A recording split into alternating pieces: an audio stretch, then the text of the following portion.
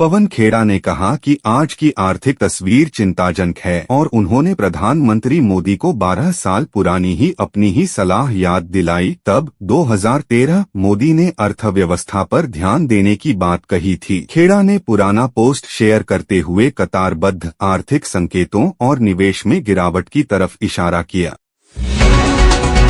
अगस्त में विदेशी निवेश में तेज गिरावट आई, इनफ्लोज घटे और कुछ रिपोर्ट्स में नेट नकारात्मक दर्ज हुआ। यह संकेत है कि पूंजी आउटफ्लो और निवेश भरोसे पर असर पड़ा है।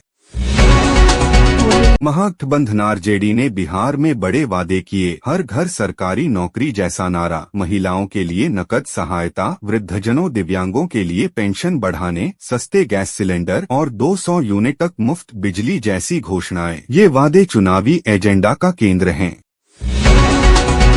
विपक्ष ने आरोप लगाया कि इस योजना में गड़बड़ी हुई। कुछ रिपोर्ट्स में हजारों ऐसे मामले बताए गए हैं जहां पुरुषों या इनवैलिड दावेदारों के नाम से रकम गई। शिवसेना, यूबीटी और एनसीपी गुट ने जांच की मांग की है। सरकार ने अभी आधिकारिक स्पष्टीकरण नहीं दिया। नेतागण प्रियांक खरगे, बीके हरिप्रसाद ने आरएसएस की फंडिंग और पंजीकरण को लेकर पारदर्शिता मांगी। भाजपा ने इसे राजनीतिक आरोप करार दिया और कहा कि संघ स्वैच्छिक संगठन है। असम के मुख्यमंत्री ने कहा कि अगली विधानसभा सत्र में संबंधित विधेयक पेश किए जा सकते हैं। राज्य सरकार का कहना है कि यह सामाजिक मुद्दों और परंपरागत संस्थानों की रक्षा के उद्देश्य से है। आलोचक इसे राजनीतिक संकेत मान रहे हैं। सरकारी घोषणाएं और स्थानीय कवरेज के आधार पर दिल्ली प्रशासन भारी व्यवस्थाएं कर रहा है। छठ पर सुविधाएं, कांवड़ यात्रा व रामलीला के बाद यह रुख विश्लेषकों के अनुसार सामाजिक राजनीतिक समर्थन मजबूत करने जैसा भी दिखता है। स्थानीय योजनाओं और आयोजनों का हवाला। केरल भाजपा ने कुछ मंदिरों में कथित वित्तीय गड़बड़ियों की ओर केंद्र की निगरानी की मांग की। पार्टी ने राष्ट्रपति के दौरे के समय भी यह मुद्दा उठाया गया होने का हवाला दिया। हालिया अंतर्राष्ट्रीय बयानों जैसे ट्रंप के ने विदेश नीति पर बहस छेड़ दी है। कांग्रेस का आरोप है कि अमेरिका संबंधी टिप्पणियां बार बार आ रही हैं और केंद्र को पारदर्शिता दिखानी चाहिए। नामांकन वापसी और सीट विवरणों में चल रही चलबाजियां जारी हैं। कुछ नामांकन रद्द हुए, कुछ प्रत्याशियों ने नाम वापस लिया।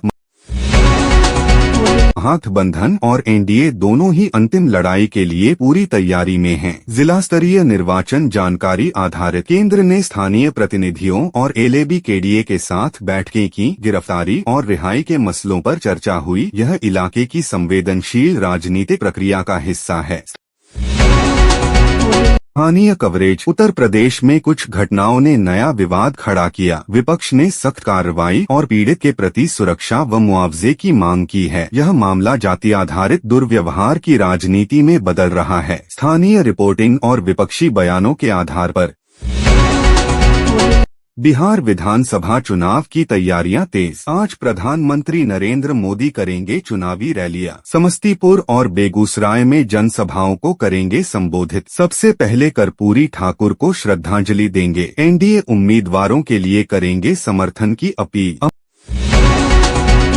अमित शाह का बिहार दौरा। गृह मंत्री अमित शाह आज सिवान और बक्सर में रैलियां करेंगे। कल होंगे नालंदा, मुंगेर और खगड़िया में जनसभाएं। एनडीए के लिए समर्थन जुटाने में जुटे हैं शाह। बिहार चुनाव में भाजपा की तैयारियों को मजबूत करेगा यह दौरा।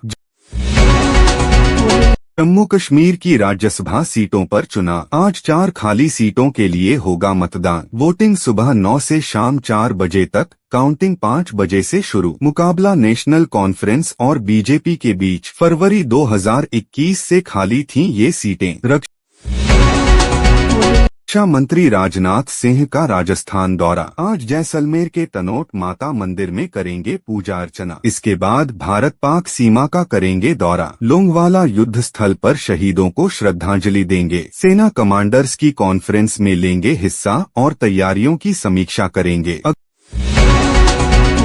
अगले चीफ जस्टिस ऑफ इंडिया की नियुक्ति प्रक्रिया शुरू। सरकार आज मौजूदा CJIBR गवई को भेजेगी सिफारिश पत्र, उनसे उत्तराधिकारी का नाम मांगा जाएगा। जस्टिस सूर्यकांत हैं सबसे वरिष्ठ जज, नाम की चर्चा तेज। 23 नवंबर को रिटायर हो रहे हैं मौजूदा CJI।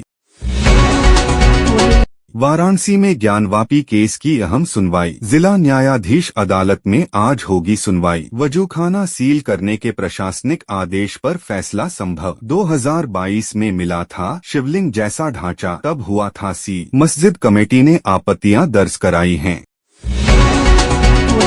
राष्ट्रपति द्रौपदी मुर्मू का केरल दौरा समाप्त। आज सेंट टेरेसा कॉलेज एर्नाकुलम के शताब्दी समारोह में होंगी शामिल। महिलाओं की शिक्षा में कॉलेज के योगदान पर करेंगी प्रकाश। समारोह के बाद दिल्ली लौटेंगी राष्ट्रपति मुर्मू।